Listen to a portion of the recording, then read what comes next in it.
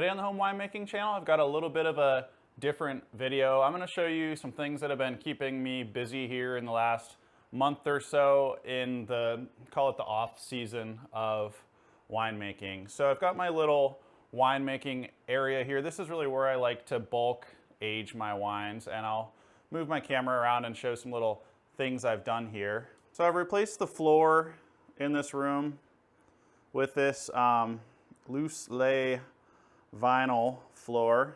There's Molly over there checking it out, looking to go upstairs.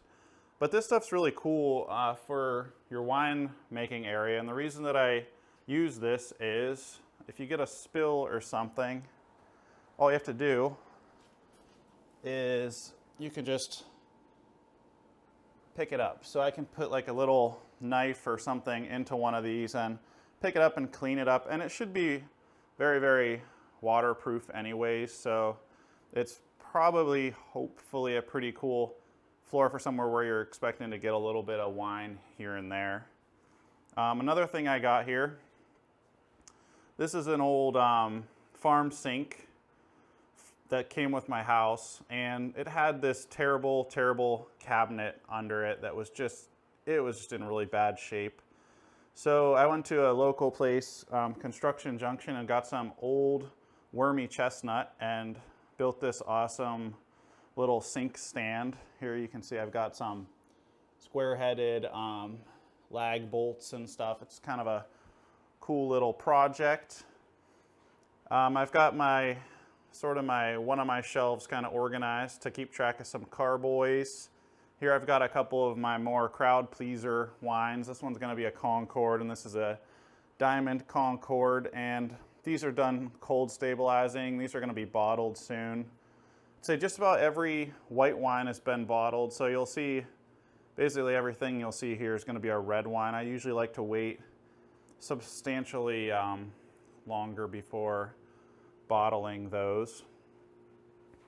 Up here you'll see some of these cool little products I've been working on. So you've seen my punch down tool that you can get on the website, smartwinemaking.com. Just below it, you've got a punch mixer, so that's a punch down tool, and a mixing degassing tool. I've got this thing that I've made. This is the Brewflow, which basically you stick on top of a carboy to, you know, when you're racking and stuff, you're pulling your stoppers out, you can set them in there. You can hang a wine thief on the legs. And this little thing here is my automatic shutoff for a beer tap. So that you can see this over here. And I know you can get automatic shutoffs on beer taps, but these ones here with the flow control, they just don't really have that as an option. So that's something you're going to also see available on Smart Winemaking. So swing by and check that out. So now we'll swing next door to the bar, which is where you see a lot of these winemaking videos. It's still kind of a mess and in disrepair from some of my projects that I've got going on. But you can see the wine racks are super, super full. I've been bottling a lot of wines, just trying to clear things up and kind of get ready for the wine growing season here, which is coming up, and free up some carboys and stuff. I've got some pretty noteworthy wines bottled here. So this here is the 2020 Backyard Blend, which is a white wine. This is Traminette and Alvarino, which you've probably seen this in one of my white winemaking videos. The second grape is slightly a mystery, thanks to one of our well-known nurseries sending me the wrong grape. It's supposed to be Merlot, but was actually a white wine grape. And the closest I can tell is it's Alvarino, which is a, I think that's a Spanish or Portuguese grape.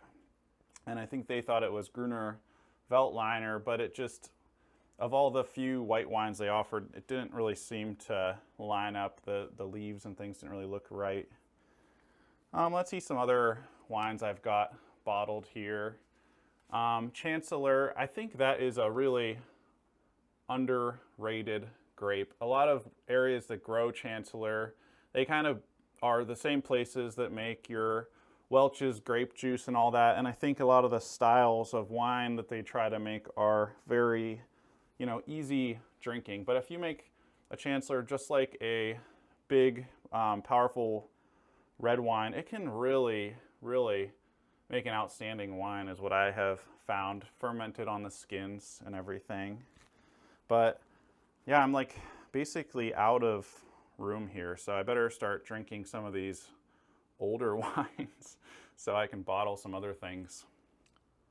In this keg behind me here, zoom up on that, I've got a nitrogenated red wine. So the way you nitrogenate something is you use something called beer gas, which is 25% CO2, 75% nitrogen. And it makes that Guinness style creamy texture.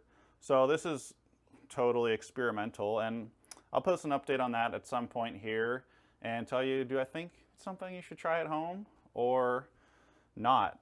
Another thing we're gonna have coming up soon too is a lot of these vineyard videos, just because it is coming into that time of year. So keep an eye out for that. But I just want to give you guys something. I know I haven't posted a video in a while, and show you kind of some of the things I've been working on. As always, thanks for all your support. You can also find some super short little videos and posts on my Patreon page, patreon.com/makewine. So make sure to swing by there.